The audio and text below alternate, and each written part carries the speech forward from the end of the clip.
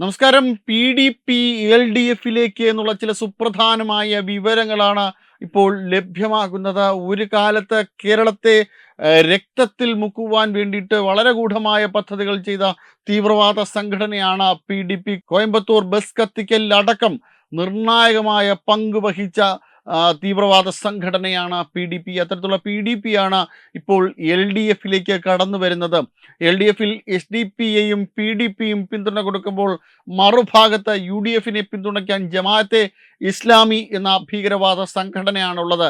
കേരളത്തിന് ഭരണം നടത്തുവാൻ വേണ്ടി, കേരളത്തിൽ അധികാരത്തിൽ വരുവാൻ വേണ്ടി ഭീകരവാദ സംഘടനകളെ കൂട്ടുപിടിക്കുന്ന ഒരു നയം കഴിഞ്ഞ കുറച്ചധികം നാളുകളായിട്ട്, നിരവധി വർഷങ്ങളായിട്ട് UDF-ഉം LDF-ഉം പിന്തുടരുന്ന ഒരു കാര്യം തന്നെയാണ്. ഇതൊരു വലിയ പുതുമയൊന്നുമല്ല. എങ്കിലും ഇക്കുറി PDP-യും SDP അടക്കമുള്ള ഭീകരവാദ സംഘടനകളാണ് LDF-നെ പിന്തുണയ്ക്കുന്നത്. കുറച്ചധികം വർഷങ്ങൾ പിറകിലേക്ക് പോയാൽ അച്യുതാനന്ദനെ കണ്ടിട്ടും എഴുന്നേറ്റ് നിൽക്കാത്ത പിണറായി വിജയൻ മാദിനിയെ കണ്ടിട്ട് തൊപ്പിവെച്ച ഭീകരവാദിയായ, ഇപ്പോൾ ബാംഗ്ലൂരിൽ ജയിലിൽ കഴിയുന്ന മാദിനിയെ കണ്ടിട്ട് എഴുന്നേറ്റ് നിൽക്കുവാൻ തയ്യാറായി പിണറായി വിജയൻ. അതായത് ഭീകരവാദിയെ കണ്ടിട്ട് മുണ്ട് മടക്കിക്കുത്ത് അഴിച്ചിടുന്ന തരത്തിലേക്ക്, അതല്ലെങ്കിൽ ബഹുമാനിക്കുന്ന തരത്തിലേക്ക്, ഓച്ചാനിച്ച് റാൻ മൂളാൻ നിൽക്കുന്ന തരത്തിലേക്ക് കാര്യങ്ങൾ മാറ്റിമറിക്കുന്ന, കാര്യങ്ങൾ മാറി മറിയുന്ന സാഹചര്യങ്ങൾ പോലും ഉണ്ടായിട്ടുണ്ട്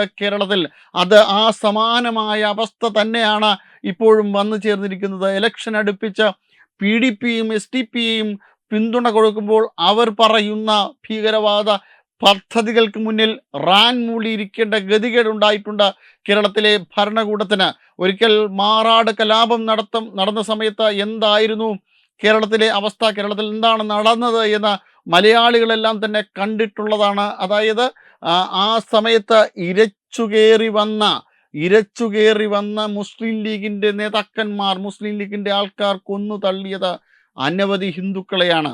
ആ ഒരു രീതിയിൽ ഇവിടെ വർഗീയ കലാപത്തിൽ മുക്കിക്കൊണ്ട്, ഇവിടെ ഭീകരവാദ ആക്രമണത്തിൽ മുക്കിക്കൊണ്ട് ഈ കേരളത്തെ രക്തപങ്കിലമാക്കുവാൻ, രക്തത്തിൽ മുക്കുവാൻ വേണ്ടിയിട്ട് ശ്രമം നടത്തിയ ഒരു ഭീകരവാദ സംഘടനയാണ് PDP.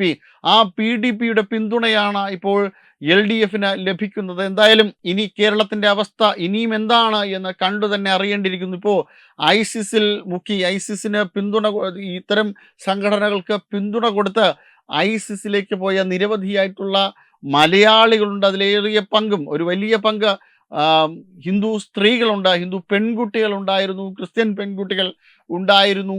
അവർ പലരും ഇപ്പോൾ അഫ്ഗാനിസ്ഥാനിലും സിറിയയിലുമൊക്കെയാണ് കഴിയുന്നത്. ആ ഒരു തരത്തിൽ കേരളത്തിലെ പെൺകുട്ടികളെ മതം മാറ്റി ഭീകരവാദ കേന്ദ്രങ്ങളിലേക്ക് എത്തിക്കുന്നതിൽ വളരെ നിർണായകമായ പങ്കാണ് ഇത്തരം തീവ്രവാദ സംഘടനകൾ വഹിക്കുന്നത്. അവരുടെ വോട്ട് വാങ്ങി, അവരുടെ പിന്തുണ വാങ്ങിക്കൊണ്ട് കേരളത്തിൽ ഭരിക്കുന്നത് യഥാർത്ഥത്തിൽ എന്താണ് അതിൻ്റെ പിന്നിലെ കാര്യം?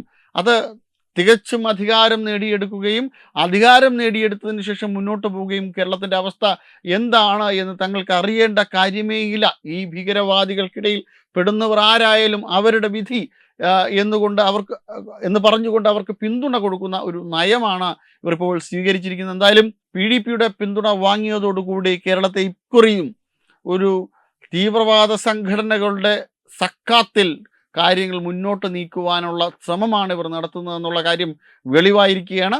വെബ് ഡെസ്ക് തത്വമൈ ന്യൂസ്. HIV അണുബാധ സന്തോഷപൂർണമായ ഒരു ജീവിതത്തിന് തടസ്സമല്ല. HIV അണുബാധയ്ക്ക് ഫലപ്രദമായ ചികിത്സ ഇന്ന് ലഭ്യമാണ്. ഇതിന് യഥാസമയം അണുബാധ കണ്ടെത്തുന്നതും കാലേക്കൂട്ടി ചികിത്സ നടത്തേണ്ടതും അത്യാവശ്യമാണ്. സൗജന്യമായ ചികിത്സയും മാർഗനിർദ്ദേശങ്ങളും സർക്കാർ ആശുപത്രികളിലെ ART അഥവാ ഉഷസ് കേന്ദ്രങ്ങളിൽ ലഭ്യമാണ്. ആരോഗ്യ സംരക്ഷണം ഓരോരുത്തരുടെയും ഉത്തരവാദിത്തമാണ്.